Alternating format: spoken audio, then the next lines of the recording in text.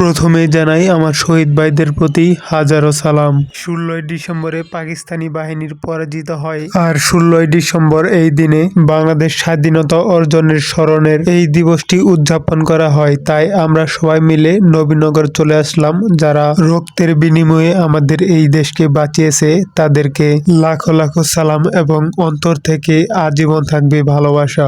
9 মাস মুক্তিযুদ্ধের পর 1971 সালে 16ই ডিসেম্বরে ঢাকা রেসকোর্সের ময়দানে পাকিস্তানের প্রায় 91,000 সৈন্য আত্মসমর্পণ করে। এর ফলে বাংলাদেশ স্বাধীনতা রাষ্ট্র হিসেবে স্বীকৃতি পায়।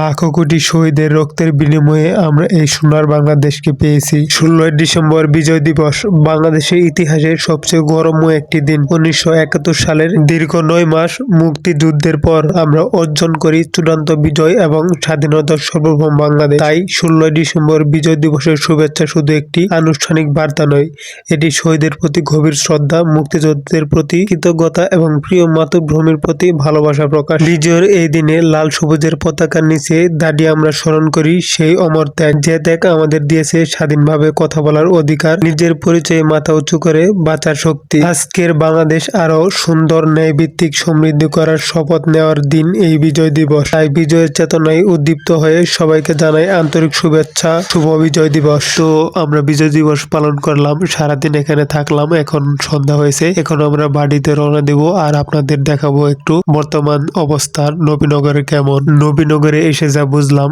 এখানে ঢাকা শহরে অনেক মানুষ আসছে বিজয় দিবস পালন করার জন্য। আসলেও তারা বিজয় দিবস পালন করতে আসে নাই, তারা কেউ আসছে গার্লফ্রেন্ড নিয়ে, কেউ আসছে বউ নিয়ে। দেখেন ভিডিওর মধ্যে দেখা যাচ্ছে অনেকেই চিপাই চাপাই বসে প্রেম করছে, এরা বিজয় দিবস পালন করতে আসে নাই।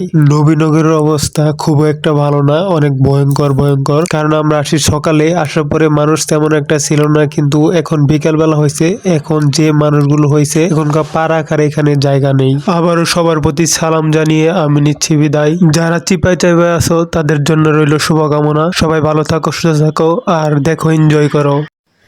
ওরে বাবা, আরে খুজুর দেখি জান্নাতের আরি নিয়ে বইছে।